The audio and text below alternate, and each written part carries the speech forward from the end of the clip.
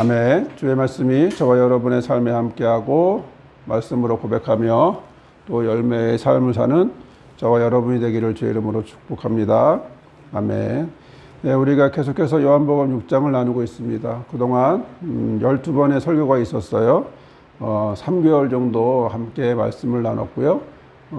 이사 오기 전에는 5장에 대한 말씀을 나눴다면 이제 이사 와서 여기서는 6장의 말씀을 함께 나누고 있는 중이죠. 오병이어의 표적과 또 예수님을 찾아온 사람들, 그리고 그들에게 예수님은 자신은 하늘에서 내려왔고 생명의 떡이다 라고 이야기하는 내용들이 지금까지 함께 나눴던 내용들이죠. 오늘은 예수님의 이야기를 들은 유대인들의 반응이 나옵니다. 어떤 반응일까? 예수님의 말씀을 잘 이해하고 있을까? 아니면 잘 이해하지 못할까? 우리가 살다 보면, 사람들과 이야기하다 보면 내 뜻이 잘 전달되기도 하지만 또 어떨 때는 내 뜻이 아닌 전혀 다른 결과가 맺어질 때도 있는데, 바람과 달리 전혀 다른 결과가 이어질 때도 있는데, 이들의 모습을 보니까 수군거림이 있었다라는 말씀을 오늘 저와 여러분에게 주시는 말씀에서 하고 있습니다. 41절의 말씀을 다시 한번 볼까요? 자기가 하늘로서 내려온 떡이라 하심으로 유대인들이 예수에 대하여 수군거려, 이렇게 되어 있습니다. 나는 하늘로부터 내려온 떡이다 라고 얘기하자 그것들에 대해서 그것을 가지고 수군거리기 시작했다라는 거죠. 유대인들은 나는 하늘로부터 내려온 떡이다 라고 하는 예수님의 말씀에 동의할 수가 없지요. 기존에 갖고 왔던 상식과 그들이 지금까지 갖고 왔던 신앙과 또 그들의 삶의 과정 안에서 받아들이기가 어려웠을 겁니다. 그러니 어떤 반응이 나와요? 수군거림이 시작이 된 겁니다. 자, 그들의 수군거림은 예수님의 말씀을 믿을 수 없다라는 불신앙인 거죠. 그들이 원하는 대답을 해주지 않는 것에 대한 불평에 대한 투덜거림이기도 합니다. 자, 그것은 곧 예수님을 배척하는 반응이었고요. 자, 예수님을 자신들의 어떤 세속적인 기대, 삶 속에서 원하는 것, 빵 달라는 것, 또 이기적인 욕심, 자신들이 원하는 것을 충족해달라고 하는 욕심, 자, 그런 것들을 기대했다가 그렇지 않게 되자 아는 것에 대한 이유를 평가하는 내용들이 나오게 되는 겁니다. 자, 그렇게 해서 그들은 바로 즉각적인 반응을 보였습니다. 여러분들은 이들의 반응을 보면서 어떤 생각이 들까요? 자, 우리가 그 자리에 있었다면 우리는 어떤 반응을 보였을까요? 우리는 그 자리에 있었다면 그들의 반응과 좀 달랐을까요? 자, 오병이어의 표적으로 인생 처음으로 배불리 먹었어요. 그 배불림을 유지하고 싶어서 가버나움까지 찾아왔고요. 어떻게 해서라도 예수님을 자신들의 왕으로 삼고자 계속 배불렀으면 좋겠는데, 그런데 그들의 기대와 달리 들려오는 예수님의 입에서 나오는 이야기는 엉뚱한 이야기로만 들리게 되는 거죠. 예수님에 대한 반응은 당연히 수군거림으로, 또 다시 말하면 불신앙과 불평을 담은 수군거림으로 표현이 되는 거죠. 사실 우리가 그 자리에 없어도 현재 우리가 처해 있는 삶에서도 우리는 우리가 원하는 대로 되지 않을 때, 간절히 바랬지만 그렇게 되지 않을 때 우리도 이들처럼 이런 반응을 보여요. 수군거려요. 그래서 이야기를 하는 겁니다. 이 수군거리다라고 하는 이 표현은 우리 한자가 아니라 이제 헬라어의 수군거림은 이렇게 비둘기가 구구구구구구 하는 그런 표현을 수군거림이다라고 그렇게 어원을 땄네요. 자, 그러면 그들의 수군거림은 어떤 내용이었을까? 자, 근거가 있을까? 근거가 있으면 다행이죠. 근거가 있는 수군거림이었을까? 또 근거가 있어도 합리적일까? 또 그 합리적인 수군거림이 그리고 모두가 동의할 수 있는 내용이었을까? 자, 42절에 그 내용이 나옵니다. 읽어볼까요? 이는 요셉의 아들 예수가 아니냐? 그 부모를 우리가 아는데 자기가 지금 어찌하여 하늘에서 내려왔다 하느냐. 여러분 이 말을 들으니 어때요? 맞지 않나요? 인간적으로 그 자리에 있었다면 이렇게 얘기하지 않을까요? 자, 그들 입장에서 보면 하늘에서 내려왔다는 예수님의 말씀은 이해가 되지 않습니다. 왜냐하면 인간적으로 예수님의 가족을 알기 때문이에요. 예수님의 부모가 누구인지 알고 있기 때문이에요. 그들이 어떻게 살고 어떤 모양이고 어떤 과정을 거쳤는지 알고 있기 때문이에요. 그렇기 때문에 예수님이 하늘에서 내려왔다라고 하는 예수님의 이 말씀에 당연히 거부감이 들 수밖에 없는 거죠. 어릴 적부터 봐왔는데, 어릴 적부터 커왔던 거를 우리가 봤는데, 예수님의 집안과 예수님의 부모와 예수님의 형제들을 속속이 다 잘 알고 있는데, 자, 그러면 인간적인 평가, 사회적 시선을 판단하기 때문에, 자, 그들의 입장에서, 하늘에서 내려왔다고 하는 예수님의 말이 받아들여져요? 아니죠. 받아들여지기가 어렵습니다. 당연한 거겠죠. 조금 더 이상할 게 없다고 느껴져요. 자, 이렇게 여기서 예수님을 평가하고 수군거리는 것까지 할 수 있었던 거는 그 부모를 우리가 아는데 라는 거예요.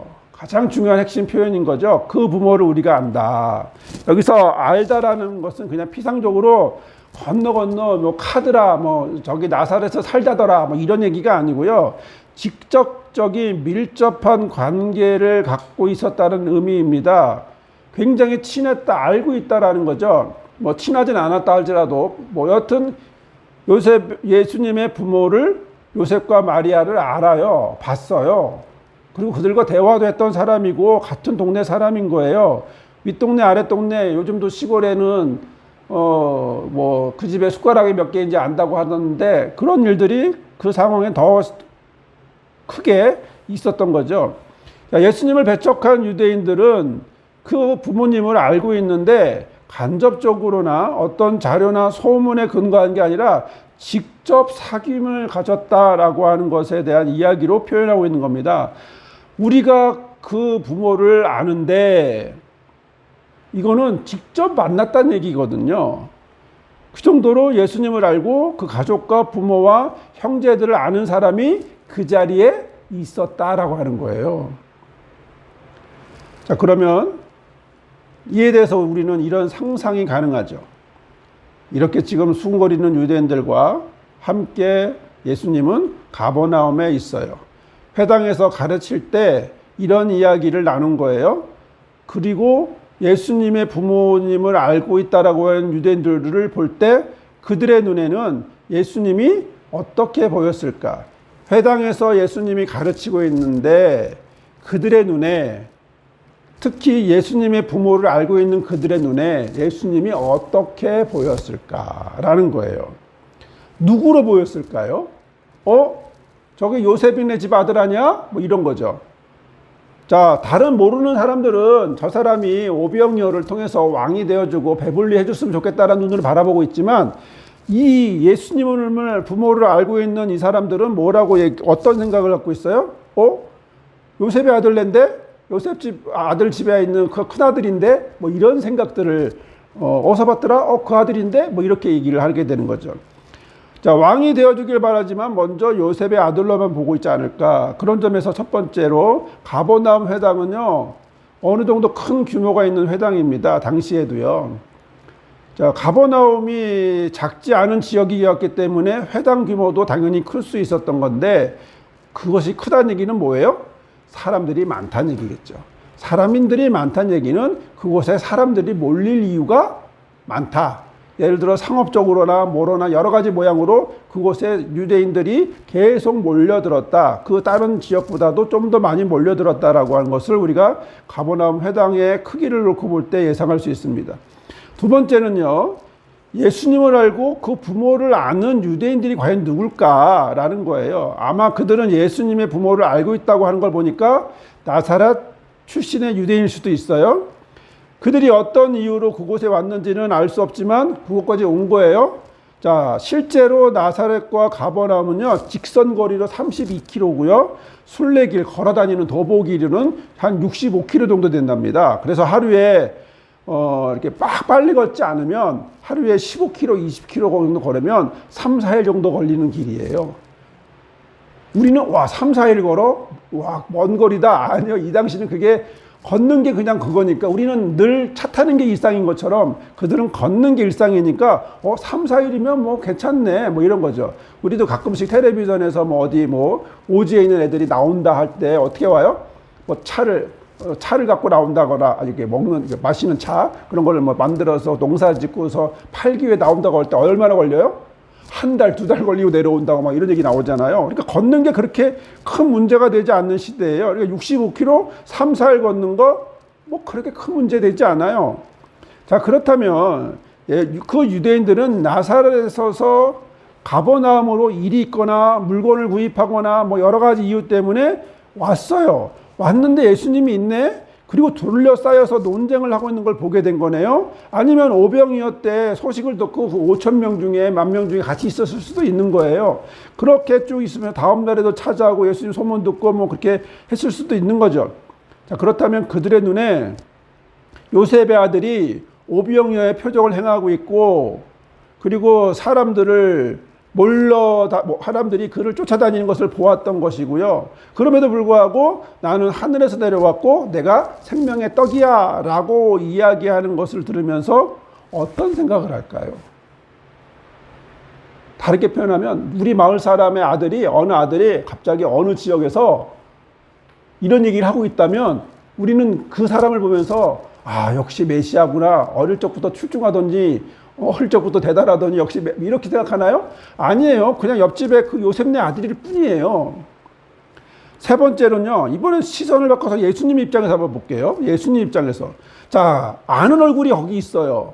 가버나움에서 오병이어를 하는데 뭐 거기 없다 할지라도 나중에 가버나움에 있는데 가버나움에서 회당에서 가르치고 있는데 안식일이었으니까 가르치고 있는데 거기에 사람들이 있는데 아는 얼굴이 있는 거야. 오병이어 때 표적이 있었을 수도 있고 아니면 가버나움에 확실히 가버나움 회당에는 반드시 있었는데 그런 과정에서 그들이 자기를 요셉의 아들이라고 생각하듯이 예수님도 그들이 우리 윗집 아들이네, 윗집 아저씨네, 아랫집 아줌마네 뭐 느끼게 되는 거죠. 당연히.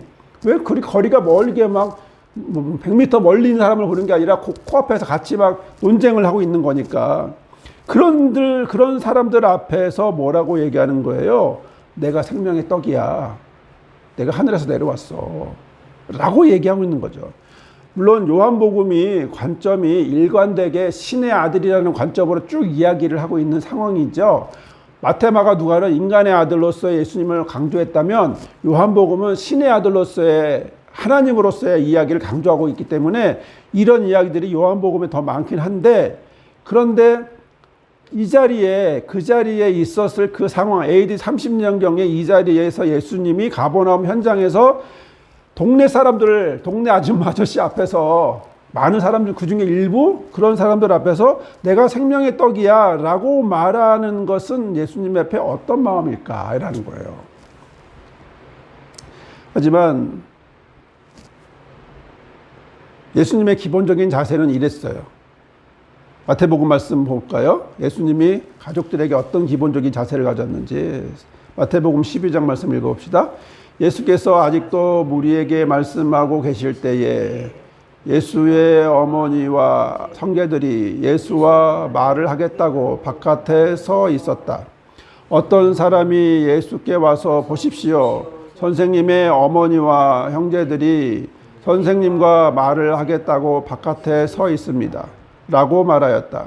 예수께서 그 말을 전하여 준 사람에게 누가 나의 어머니며 누가 나의 형제들이냐 라고 말씀하셨다. 그리고 제자들을 손으로 가리키며 보아라. 내 어머니와 내 형제들이다. 하늘에 계신 내 아버지의 뜻을 행하는 사람이 곧 내 형제요 자매요 어머니다 라고 말씀하셨다. 예수님은 기본적으로 눈앞에 있는 동네 아줌마 아저씨들이 어릴 적 봤던 그 동네 아줌마 아저씨들이 그렇게 아니면 형님 동생일 수도 있겠어요. 그렇죠? 같은 연배일 수도 있고 따라서 왔을 수도 있고 가버나움에 물건을 사기 위해서 부모와 자녀가 같이 왔을 수도 있고 그러면 동네 사람이지만 그렇게 영향을 안 받는다라는 것을 우리가 느껴지게 되죠. 제가 왜 이런 생각을 하게 되냐면요. 몇 주 전에 우리 같은 시찰에 10월에 한 교회가 있는데 거기에서 설교 요청이 있어서 설교를 하게 됐거든요. 그 이유는 목사님이 이제 이동을 하고 잠깐 비어 있는 사이이기 때문에, 그리고 그 주에 설교를 제가 하고 나면 그 다음 주에 그 새로 오시는 담임 목사님이 오시기 때문에, 그리고 그 뒤로 이제 와서 이제 말씀하기 때문에 그 비어 있는 날이기 때문에 이제 가서 제가 설교를 하게 된 거예요. 설교를 하고 왔고, 그리고 그 뒤에 목사님이 오셨고, 그곳에서 목회를 시작을 했는데, 그런데 재미난 건 뭐냐면 그 목사님은요, 그 교회 옆에 있는 교회의 권사님의 아들이에요. 그러니까 같은 동네에서 어릴 적부터 살았던 거야. 어릴 적부터 그 동네에서 자랐고, 또 또래들은 다 형님 동생이고, 어른들은 서로 집사정을 다 알아. 그러니까 어떤 사람은 좋은 관계가 있는 사람도 있을 거고, 어떤 관계는 또 좋지 않은 뭐 으르렁대는 관계도 당연히 있을 수 있겠죠. 그 동네에서 50년 막 이상 살고 대를 이어서 살다 보면 당연히 막 서로 앙금이 있을 수밖에 없는 거죠. 마치 로미오와 줄리엣이 서로 다, 그죠? 서로 다 으르렁대는 서로 집안처럼 그런 모양일 수도 있고, 서로 할 수도 있고. 여하튼 그 목사님은 거기서 어릴 적 시절을, 그 학생 시절을 다 보냈어요. 그리고 신학을 하게 됐어요. 목사가 되게 됐어요. 다른 곳을 다녔어요. 그리고 그곳에 있는 그 교회에 부임하게 된 거예요. 그러니까 지역 어른들을 다 알아요. 처음에 내가 가서 하나도 모르는 상황에서 만나는 게 아니라 그 지역에 있는 할머니, 할아버지, 엄마, 아버지 또래의 사람과 자기 또래의 사람들을 다 알아요. 그러니까 뭐라고 얘기해요? 뭐라고 소개해요? 새로운 목사인데 누구 집 아들이에요. 이렇게 소개하는 거예요. 그러니까 형님 잘 계셨어? 뭐 누구 뭐 이런 얘기 이렇게 하고 있는 거예요. 그렇게 되면 마을 사람들이 볼 때 이 목사님을 어떻게 볼까? 어릴 적에 걘데, 어릴 적에 그 뭐 하던 아이인데, 몰려다니면서 또래들과 뭐 하던 아이인데 라고 하는 그런 기억들이 있으니까 당연히 그 목사님에 대해서 그 목사라고 본 것도 있겠지만 동네, 그냥 순수한 목사로 보는 게 아니라 동네 청년이었던, 동네 내 아무개집 아들로 보는 그런 시각들이 당연히 있는 거잖아요. 그런 걸 경험해 보면서 이 상황이 가버나움에서 사람들이, 특히 내가 그 부모를 아는데 라고 하는 이 사람들의 이야기를 들으면서 예수님이 어떤 생각을 하실까, 또 서로 어떻게 서로 주고받고 바라보고 있을까라는 생각을 한번 해보게 된 겁니다. 자, 이렇게 예수님을 아는 사람이 또 반대로 예수님이 아는 사람이 예수님 앞에서 수군거리고 있는 거죠. 너무나 잘 아는데, 부모가 누구인지 잘 아는데 자신이 하늘로부터 왔다고 하는 이야기를 듣고 있으니 어때요? 이게 뭔 소리야? 하고 수군거리는 거죠. 예수님하고 그 사람들이 지금 뭐 1년, 2년째 같이 다니고 있는 게 아니라 지금 마침 가버나움에서 만난 거예요. 그들은 그렇게 예수님을 거절하는 거죠. 이해가 안 되는데, 내가 알고 있는 요셉네 아들인데, 요셉집 내 큰아들인데, 뭐 이런 거죠. 그런데 하늘에서 내려왔다고, 내가 생명의 떡이라고 예수님의 말씀을 당연히 받아들이기가 어렵죠. 그럼 예수님의 육신의 부모를 알기 때문에 이런 반응이 보일까요? 부모가 누구인지 잘 알기 때문에 이런 반응이 있을까요? 나사렛이라고 하는 동네는 이런 평가를 받습니다. 예수님이 나다니엘을 부르니까, 메시아가 거기서 났다고 하니까 나다니엘이, 그 빌립이 나다니엘에게 뭐라고 와서 보라고 얘기할 때 나다니엘이 뭐라고 말하냐면, 나사렛에서 무슨 선한 것이 날 수 있느냐 이렇게 얘기했어요.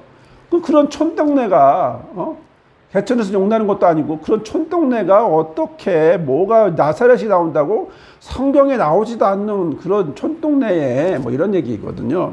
베들레헴, 예수님은 거기서, 메시아가 거기서 날 거라는 건 예언이 돼 있어요. 그러니까 베들레헴은 괜찮아. 근데 나사렛이라고 하는 동네는 뭐 아무것도 없어. 예언도 없고 아무것도 없는데 거기에 무슨 메시아가 나온다고. 근데 예수님은 어디 동네 출신이라고 그래요? 베들레헴 예수라고 그래요? 아니잖아요. 나사렛 예수라고 하잖아. 왜? 거기서 어릴 적부터 자랐잖아. 그러니까 이제 이런 얘기를 하게 된 거죠. 그래서 나사렛에서 특별한 인물이 나올 거라고 기대하지도 않고 그렇게 그냥 살아가던 사람들인 거예요. 자, 이렇게 나사렛에서 특별한 인물이 나올까 기대하지 않아서 이런 말을 했을까요? 아닌 거죠. 여전히 예수님이 어떻게 요셉의 집 큰아들로 보이든 뭘로 보이든 결국엔 그들 마음속에 기대하고 있었던 빵이라고 하는 일용할 양식이 무너진 거예요. 그들은 예수님의 말씀에서 자신의 현실적 기대가 무너지고 기대했던 그래 내가 매일매일 오병이어의 기적을 만들어 줄게 이러면 할렐루야 했을 텐데 그게 아니라 야 너희들 하늘에서 내려온 떡을 먹어야지 뭐 딴 얘기 막 하고 있으니까 기대감이 점점점 무너지면서 기대감이 무너지면 뭐예요? 반감이 생기잖아요. 불평이 생기죠. 이런 얘기들이 나오는 거예요. 세속적인 기대와 이기적인 욕심이 이루어질 수 없다는 걸 알았기 때문에 그들은 뭐예요? 수군거렸다. 자, 그럼 이런 상황에서 예수님은 어떤 반응을 보이실까? 자, 이런 반응에서 예수님은 어떤 반응을 보이실까? 43절 말씀 보겠습니다. 예수께서 대답하여 이르시되 너희는 서로 수군거리지 말라. 예수님은 그들에게 단호하게 명령하셨어요. 불평하지 말라, 투덜거리지 말라고 그런 뜻으로 이야기를 하시는 거예요. 자, 강력한 금지로 단호하게 명령을 하시는 거예요. 자, 이런 반응을 하셨던 이유는 예수님도 그들의 반응을 보고 계시잖아요. 그들을 보고 있는 거예요. 수근수근수근하고 보고 있는 거예요. 그런데 우리가 느끼는 번역상 수근거림이라고 하는 건 이렇게 조용조용 이렇게 되는 것 같은데 실제로 그 이야기가 들린 거야. 예수님 옆에 들리고 사람들한테 들리고 나 예수님의 부모 알아. 내가 잘 알고 있어. 내가 그 옛날 영화에 있는 것처럼 내가 누구랑 알고 내가 그들 어제랑 밥 먹었고 내가 그 누구랑 사우나 갔고 뭐 이런 것처럼 내가 그렇게 잘 알아라고 하는 떠드는 사람이 있었던 거예요. 그렇기 때문에 수군거림은 조용한 수군거림이 아니고 결국엔 그런 분위기를 타게 되면 뭐가 생겨요? 거센 항의가 되죠. 그래? 하늘에서 내려왔다고 하는데 지금 그 부모를 알아? 나는 못 봤지만 너는 봤어? 이런 얘기가 되는 거죠. 그래서 예수님은 그들의 내용을 지금 듣고 있는 거예요. 자, 그럼 여기서 다시 한번 궁금함이 생기는데요. 예수님은 굳이 왜 그들을 향해서 너희는 서로 수군거리지 말라고 강하게 금지하시는 것일까라는 거예요. 이 표현이 좀 세요. 그냥 하지마 이 정도가 아니야. 하지마 이런 강한 의미를 갖고 있는 표현이거든요. 다른 방법이 있었을 텐데 굳이 왜 그곳에서 논쟁을 이어가고 있을까? 그렇게 알아듣지 못하고 있는 그들에게 있어서 왜 예수님은 그들에게 수군거리지 말라고 하면서 뒤에 다시 그 앞에 했던 내용들을 다시 얘기하실까? 나중에 다음 주에 보겠지만 그 얘기를 다시 반복하신단 말이죠. 다른 방법이 없었을까? 굳이 왜 논쟁을 이어가실까? 성경을 보면요, 여러 상황들이 있는데 그런 상황 속에서 예수님이 자리를 피하신 경우가 종종 있어요. 논쟁이 심해지거나 상황이 이상해지면 다 자리를 피하는데 오병이어 표적 이후에 사람들이 예수님을 왕으로 삼으려고 하자 그들을 떠나보내고 자신도 혼자 산으로 가셨다라는 말씀이 나오죠. 6장 15절 읽어봅시다. 그러므로 예수께서 그들이 와서 자기를 억지로 붙들어 임금으로 삼으려 한 줄 아시고 다시 혼자 산으로 떠나가시니라. 또 죽은 나사로를 살린 뒤에 종교 지도자들, 바리새인들과 이런 사람들이 본격적으로 예수님을 죽이려고 해요. 하지만 예수님은 아직 십자가 질 하나님의 때가 아니기 때문에 그 자리를 피해요. 요한복음 11장 말씀 읽어봅시다. 그 날로부터는 그들이 예수를 죽이려고 모의하느니라. 그러므로 예수께서 다시 유대인 가운데 드러나게 다니지 아니하시고 여기를 떠나 빈들 가까운 곳이 네브람이라고 하는 동네에 가서 제자들과 함께 거기 머무르시느니라. 피했다라는 거죠. 하나님의 때가 있을 때 그때 해야 되는데 아무 때나 하면 안 된다고 하기 때문에. 자, 예루살렘 성전에서 진리를 선포하는데 분노한 사람들이 돌을 던지려고 해요. 어떻게 해요? 자리를 피하죠. 요한복음 8장 읽어봅시다. 유대인들이 이르되 네가 아직 50세도 못 되었는데 아브라함을 보았느냐? 예수께서 이르시되 진실로 진실로 너에게 이르노니 아브라함이 나기 전부터 내가 있었느니라. 요한복음이에요. 요한복음은 태초부터 하나님의 아들로 예수님이 있었다고 하니까 이 말은 맞는 말인데, 근데 당시에 이 유대인들의 입장에서는 받아들이기가 어려운 얘기잖아요. 그러니까 뭐예요? 돌로 던지는 거야. 59절 그들이 돌을 들어 치려거늘 예수께서 숨어 성전에서 나가셨다. 이렇게 돼 있어요. 고향 나사렛에서도 논쟁 이후에 동네 밖으로 쫓아내고 또 낭떠러지 산 낭떠러지에까지 끌고 가서 밀쳐 떨어뜨리려고 할 때 그 사이를 지나가는 이야기가 나옵니다. 4장 28절 누가복음 4장 28절 30절 읽어봅시다. 회당에 있는 자들이 이것을 듣고 다 크게 화가 나서 일어나 동네 밖으로 쫓아내어 그 동네가 건설된 산 낭떠러지까지 끌고 가서 밀쳐 떨어뜨리고자 하되 예수께서 그들 가운데서 지나서 가시니라. 이렇게 되어 있어요. 그러니까 다양한 상황에서 논쟁이 심해지며 예수님이 상황을 볼 때 때가 아니면 하나님의 때가 아니면 위험하면 그 상황을 피하셨다라고 하는 거잖아요. 자, 여기서도 논쟁이 점점 심해지고 있어요. 사람들이 수군거리고 있어요. 자, 가만히 있으면 어떻게 돼요? 점점점 그 강도가 높아질 수 있는 거잖아요. 그렇게 하지 않으면 사람들은 점점점 수군거림이 강해지면서 폭군으로 바뀔 수도 있기 때문에 그럼에도 불구하고 예수님은 뭐라고 그래요? 이게 아까 방금 우리가 읽었던 내용만큼까지는 아니었는지 몰라도 다시 설득하기 시작하죠. 다시 말씀을 하시려고 하는 거죠. 자, 너희는 서로 수군거리지 말라라고 말씀을 하는 거죠. 자, 우리는 여기서 다시 한번 또 한 가지 생각해 볼 수가 있는데, 상상해 볼 수가 있는데, 아마 상상하건대 그 자리에서 우리가 그 부모를 안다라고 하는 우리가잖아요. 우리가. 그럼 적어도 복수니까 2명 이상, 몇 명 있는 거죠. 왜?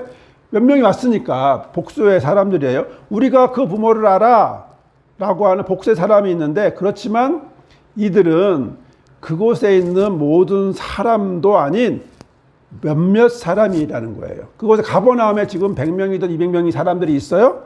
그런데 나사렛에서 온 몇 사람은 200명이 와갖고 거기에 있는 게 아니잖아요. 가버나움에 사람이 있고 그 중에 몇 사람이 와서 거기서 그 얘기를 하고 있는 거예요. 그 얘기를 하고 있는데 내가 그 부모를 잘 알아 라고 얘기를 하고 있는 거잖아요. 그렇게 그 자리에 예수님의 부모를 아는 몇몇의 사람과 예수님의 말씀에 혼란을 느끼고 있는 대다수의 사람들이 있어요. 대부분의 사람들은 배부르길 원하는데, 왕이 되어주기를 원하는데, 예수님은 그렇게 말하지 않고 자꾸 하늘에서 내려왔다 생명의 떡이다라고 하는 좀 이상한 얘기들을 계속 하고 있어요. 자기들의 신앙의 내용과 기존의 신앙 내용과 좀 조합이 안 돼요. 불편해요. 그런 중에 우리가 부모를 안다라고 하는 몇 사람의 이야기, 하늘에서 내려왔다라고 말하는 예수님의 말씀에 혼란을 느끼고 있는 사람들에게 이 이야기가 전달돼요. 야, 누구네 집이래? 저 사람이 나사렛 지역의 요셉의 아들이래 라고 하는 이야기가 점점 퍼지기 시작해요. 자, 그렇게 하늘에서 내려왔다라고 하는 예수님의 말씀에 자신들의 경험을 근거로 반박하기 시작한 겁니다. 이때 자리에 있던 대부분의 사람들은 그들의 말에 동조하기 시작합니다. 왜 그럴까요? 예수님이 내가 원하는 대로 움직여주지 않으니까. 예수님은 밥도 만들어줘야 되고 왕도 되어주셔야 되는데 그거 안 하려고 하시는 것 같은 분위기에 다른 이야기들을 계속 하고 있으니까 불평을 갖게 되고 수군거리게 되면서 이들이 예수님의 부모를 안다고 하는 이야기들이 뭐가 돼요? 근거가 되는 거죠. 결국 그들의 신앙을 결국 뭘 선택해요? 그들은 기존에 있는 자신의 신앙을 선택하게 된다. 자, 이걸 사회학적인 이론이 있더라고요. 집단 극화 이론, 집단 극화 현상이라고 하는 거예요. 비슷한 의견 사람들이 같이 사람들이 있어요. 서로 토의를 해요. 그러면 이제 좀 무마되거나 풀어지거나 이 일이 해결돼야 되는데 그게 아니라 더 심해져. 더 보수화돼. 더 진보화돼. 한쪽으로 계속 하는 거죠. 예를 들어 이런 거죠. 전체적으로는 약한 색이었는데 점점 시간이 지날수록 색깔이 분명해지고 획일화되는 것들. 이런 모습들인 거죠. 문제는 그 다음이에요. 진해진 다음에 그 색은 다시 대화를 시도하지 않아요. 더 진해질 뿐이에요. 그래서 상대는 적이 되고 타협은 불가능하게 돼요. 그런 상태로 만들어지게 돼요. 현대는 그런 모습들을 보고 있어요. 현대는 지금 어느 지역에 가면 어느 무리들이 모여서 상징적으로 태극기를 들고 하는 사람이 있고 또 여기 다른 거 하고 이렇게 하면서 서로 대치되는 부분도 그러면서 자기들끼리도 또 알력이 생겨서 나눠지기도 하고 왜 그럴까요? 가장 큰 이유가 뭘까요? 현대는 그걸 뭐라고 표현하자면 알고리즘 때문이라고 그래요. 보고 있는 것만 계속 보고 있거든. 다른 거 봐요. 요즘에 우리 알고리즘은요. 내가 원했던 것만 보고 계속 나와요. 한번 뭐 쇼핑카 이런 거 뭐죠? 쇼핑카라든가 이런 걸 한번 검색하기 시작하면 계속 그것만 나와요. 뭐 검색하면요. 계속 그것만 나와요. 그러면 알고리즘에 의해서 내가 원하는 듯 원하지 않든 정보는 어떻게 돼요? 폭넓어지는 게 아니야. 획일화돼요. 단순해져요. 자, 마치 그런 거죠. 지금 이 무리들이 가버나움에서 몇백 명, 200~300명이 되든 100명이 되든 그 무리 앞에서 예수님이 이야기를 하고 있는데 내가 하늘에 내려온 떡이다 라고 얘기를 하고 있는데 사람들은 내가 원하는 게 아니네 라고 불평을 하기 시작했는데 옆에 있는 사람들이 뭐라 그래요? 내가 그 부모 알아. 저 사람 요셉의 아들 큰아들이야. 뭐 이런 얘기들을 쭉 하고 있으니까 에이 그래? 아니네. 뭐 이러면서 점점 예수님의 말을 더 거절하게 되는 그 사회학적으로 이거를 집단 극화라고 표현을 하게 되는 거죠. 이렇게 가버나움에 모인 유대인들은요 집단 극화의 모습을 보이게 됩니다. 배부르고 싶은데 왕이 되었으면 좋겠는데 왕이 되지 않고 배부르게 해주지도 않고 계속해서 하늘에서 내려왔다고 얘기하자 몇몇 예수님의 부모를 아는 사람들이 발언을 하게 되고 전반적으로 예수님을 거부하는 모습으로 흘러가게 되는 모습을 보게 됩니다. 이들은 하나님을 믿는 사람들인가요? 맞아요. 믿는다고 얘기하는 사람들이에요. 하지만 하나님의 아들 예수를 보는 눈은 없는 거죠.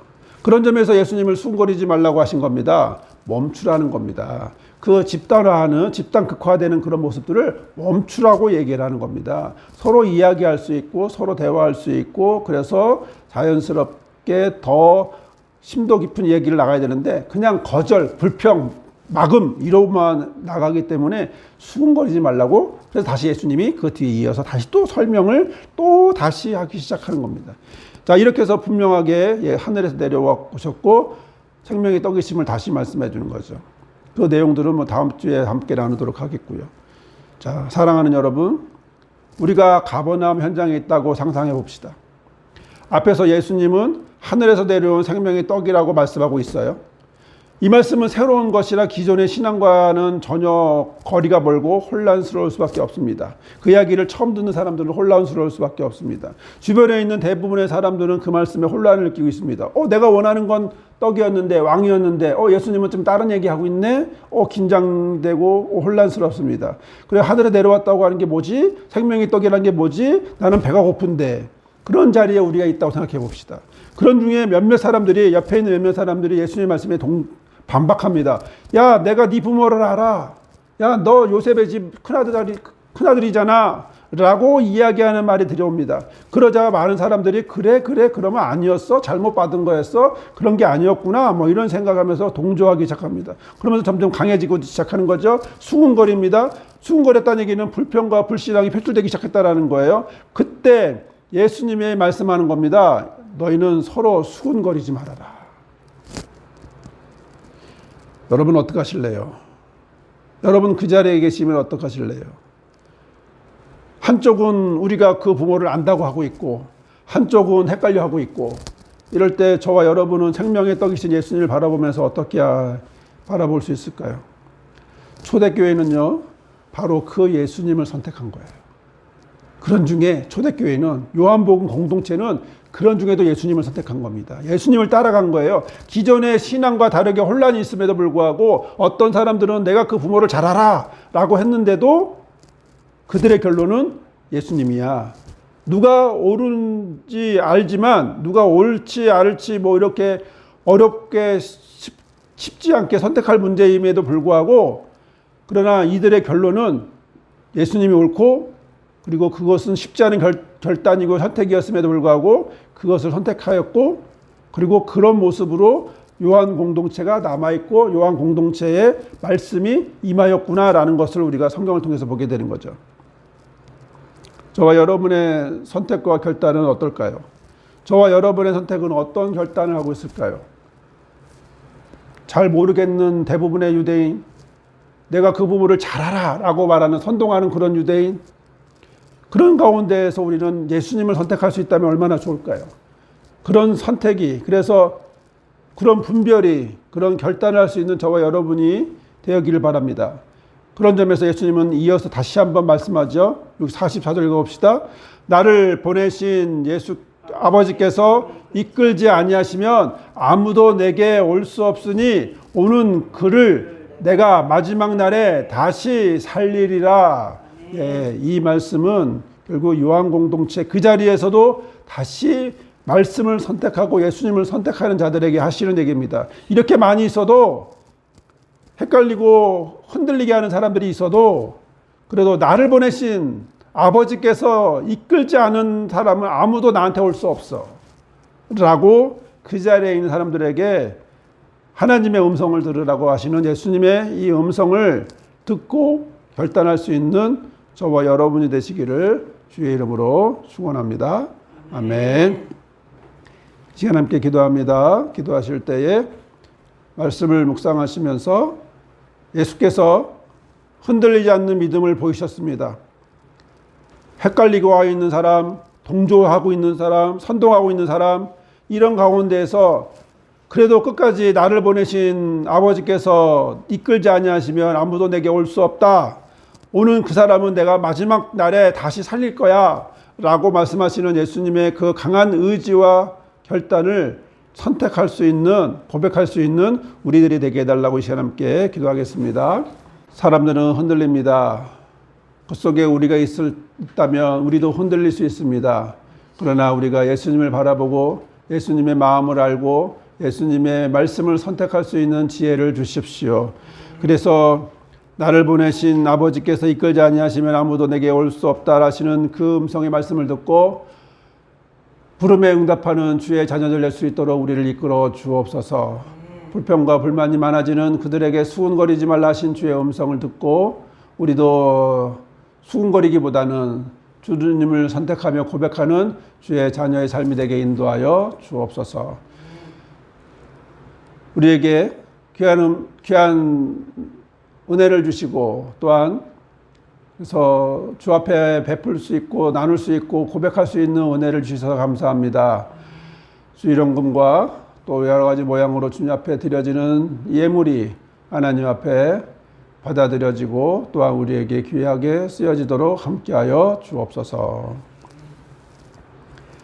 이제는 이 땅에 오신 예수 그리스도의 은혜와 그 아들을 보내신 아버지 하나님의 크신 사랑과 이 모든 것이 믿어지게 하시는 성령의 역사하심이 왼쪽을 보면 혼란해하고 오른쪽을 보면 선동하는 가운데 우리의 눈이 예수를 향하고자 예수님의 말씀을 향하고자 결단하는 모든 성도들 삶 위에 우리 교회와 시만의 불타리 위에 영원히 함께 하옵시기를 간절히 축원하옵나이다. 아멘.